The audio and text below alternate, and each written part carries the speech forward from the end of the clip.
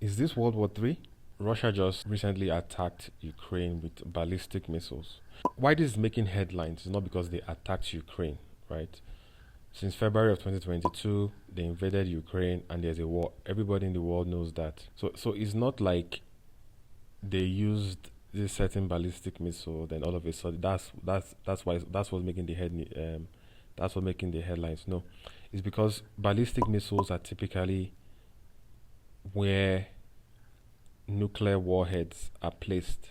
So nuclear warheads are typically transported in using ballistic missiles, but this was a medium range ballistic missile. Why did this escalate? Why did it escalate to this point?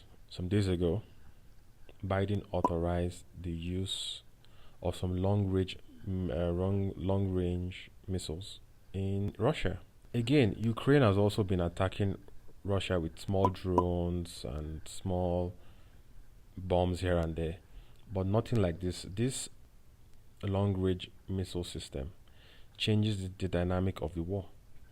It means that the Ukrainians can, from a much farther distance, launch attacks to destabilize an invading Russian force.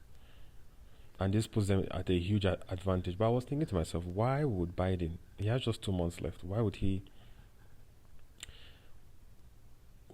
why is he allowing it to happen now? And I had a hunch. I was like, okay, maybe he wants to force the American hand into supporting Ukraine because Trump has said he's going to end the war as soon as he can. I did a little digging and I read that. So, August of this year, in a very brazen, surprising move, the Ukrainian forces invaded Russia. I know it sounds weird. I mean, this one is invading this one is invading that one. I know, but it was unprecedented. They invaded Russia, somewhere called Kursk, and they took it over. So they took over the forces, arrested them, and took over a very large swath of land in Russia. And obviously, this is not a good look for Ukraine, for Putin. So, in surprising turn of events, they have held that region ever since. This is what is supposed to be a much more weaker Ukrainian force versus the Russian forces, but they have been able to hold their ground since August. So, Putin is trying to get the land back, and he's sending a lot of people. According to Zelensky, about a 50,000 man strong force, including all the artillery, including all the tanks and all of that, including about 10,000 North Korean forces.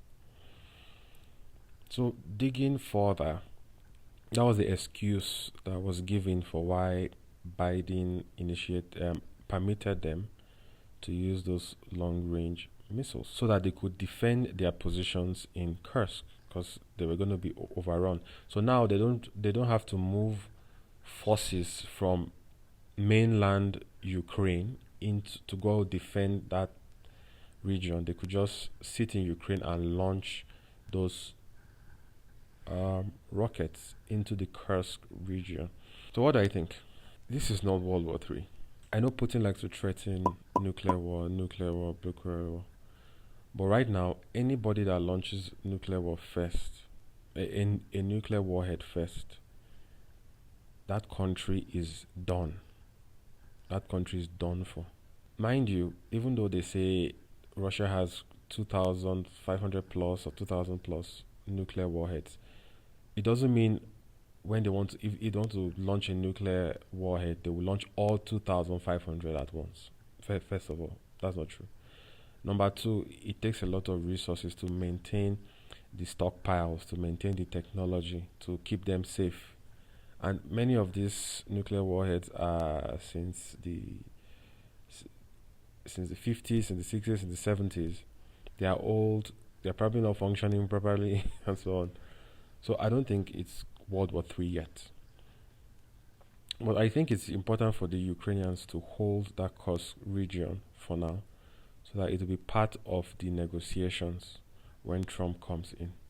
because there's going to be a negotiation. It's going to be part of the negotiations. Since Russia is holding Ukrainian territory, and Ukrainian is holding some Russian territory, they could just do like an exchange. Okay, you take back Kursk, and you give me back my Donetsk. So it's an interesting one. I'm not yet panicked, but just like in the Israeli-Iranian conflict that Iran fires into Israel, Israel has to retaliate to show that they are not weak. So they fire into Iran, and then to show that and then the IRGC have to show that well they are not weak. They fire back, and just this back forth. That's actually a slow way that could lead to war, and it could happen. It could happen in this case, and that things just keep escalating until Russia now mistakenly or intentionally attacks U.S. forces, maybe attacks a United States base or ship or something, and it could even be by mistake. But then now the U.S. has to respond so that they don't seem weak, and when they respond, Russia has to respond, and then there's just this back and forth, and everybody's embroiled in World War Three. But I don't think it's gonna happen. I don't think it's gonna happen now. But let me know what you think. If World War Three breaks out, let me know what side you think your nation would be on. Would they be on the Russian side, or would your nation be on the United States side? Who do you think would win? How do you think the countries would align themselves, and so on and so forth? Yeah, that's the thought of an average, just an average guy. I'm just thinking out loud. Thanks for watching.